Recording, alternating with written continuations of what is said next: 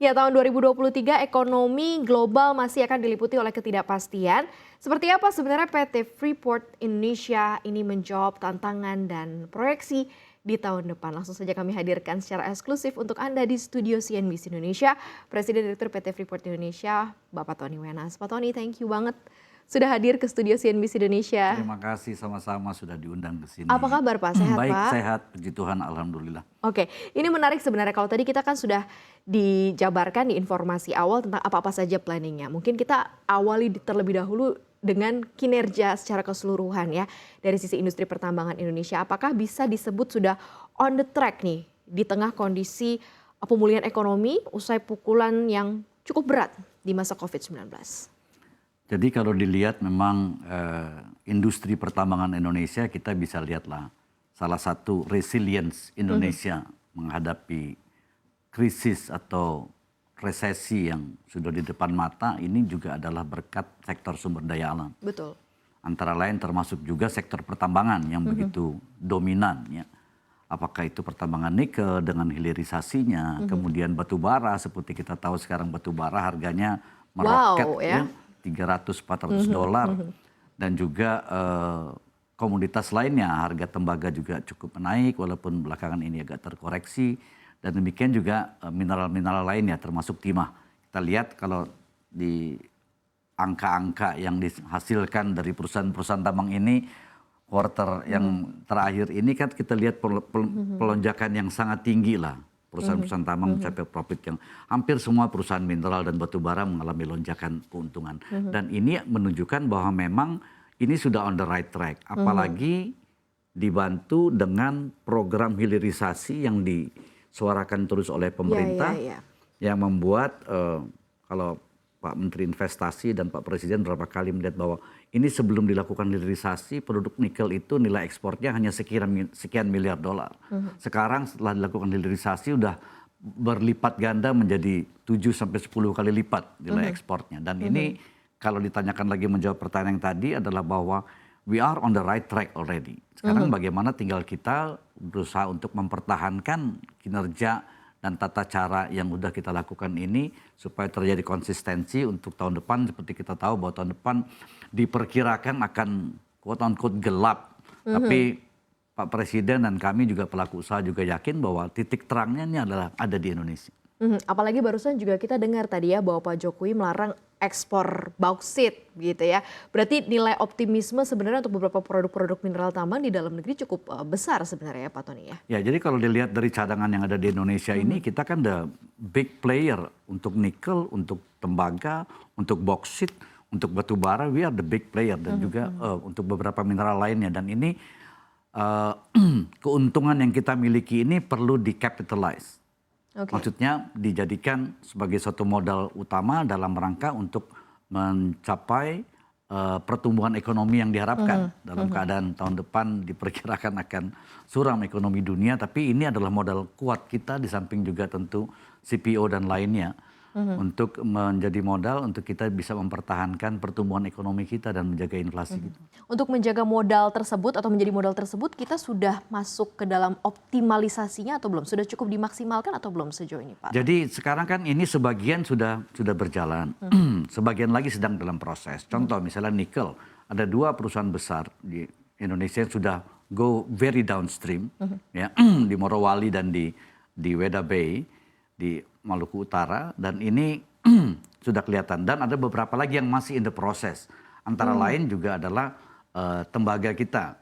Tembaga kita ini kan proses smelternya masih berproses dan nanti pada saatnya selesai ini tentu saja akan menjadi bagian dari yang diharapkan Pak Presiden adalah suatu ekosistem electric vehicle. Jadi ekosistem electric vehicle ini ada unsur nikel di situ, ada unsur kobalt di situ, ada unsur tembaga juga di situ, ada unsur bauksit juga di situ. Jadi ini kalau terbentuk ekosistem electric vehicle ini, kita akan menjadi sangat kuat di dunia ini. Kalau dari sisi Freeport sendiri saat ini untuk smelternya sendiri baru 1 ya Pak ya? Baru ada Jadi, di Gresik ya? Next kita ada dari project tahun lanjutan nggak Pak? 96 itu sudah punya satu smelter yang namanya PT Smelting di Gresik juga. Itu sudah berproduksi lama. Itu kita memiliki sekarang ini 40% lah kira-kira. Tapi nantinya akan menjadi 60%.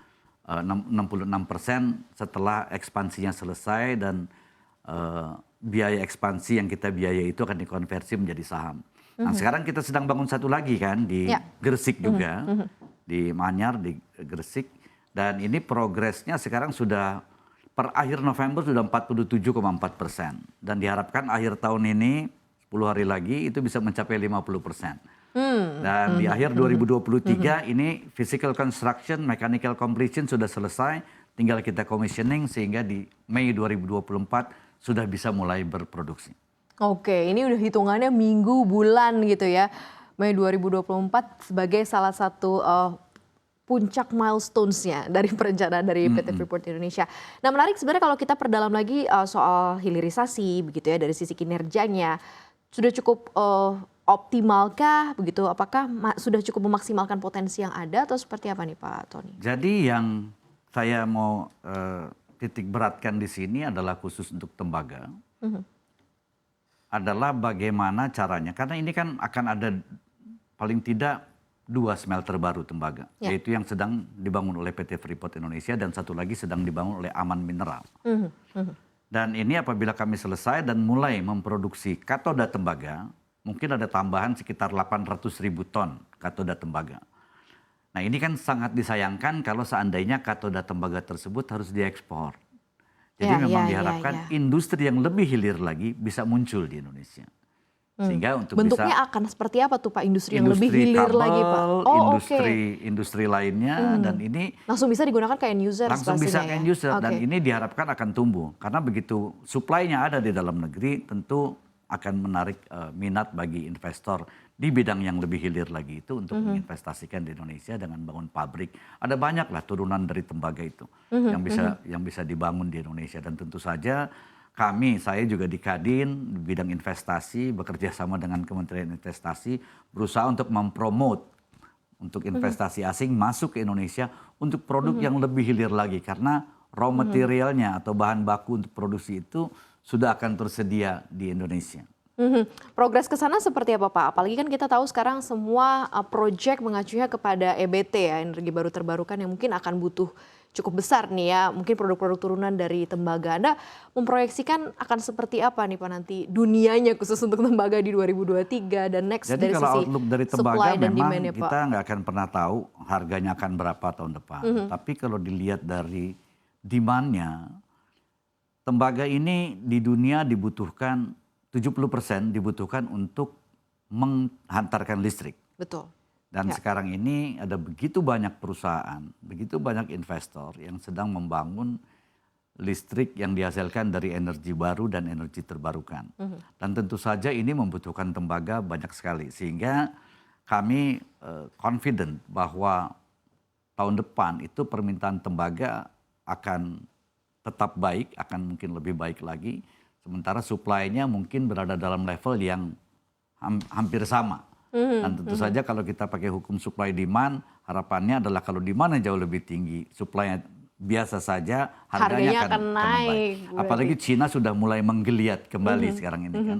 Ini dari beberapa hari lalu membaca dari berita-berita bahwa Cina sudah mulai memproduksi tembaga. Berarti konsumsinya dia sudah tinggi. Sudah kembali menggeliat lagi lah istilahnya, menggeliat lagi dan tentu ini berpengaruh. Kalau di smelter tembaga itu ada istilah TCRC ya, treatment cost and refinery cost. Itu adalah income-nya smelter dari situ. Itu harganya udah mulai bergerak naik sehingga kita memperkirakan bahwa ini memang sudah akan muncul si raksasa yang tadinya sedang tidur ya Pak, terlelap sejenak itu udah mulai menggeliat ya, lagi. Berarti Pak Tony pun juga melihat blessing in disguise di dunia pertambangan begitu ya, apapun itu masih akan panjang ya Pak. Tahun 2023 masih momen yang cukup baik untuk saya melihatnya seperti itu. Dan bukan hanya dari sisi tembaga tapi dari segi batu bara juga kelihatannya akan seperti itu. Demand-nya masih akan tetap tinggi. Dan juga dari mineral lainnya, timah dan juga nikel, demand-nya akan tetap tinggi. Sehingga outlook untuk tahun 2023 seperti saya sampaikan di awal tadi bahwa we are on the right track dan ini masih tetap akan menjadi primadona di 2023.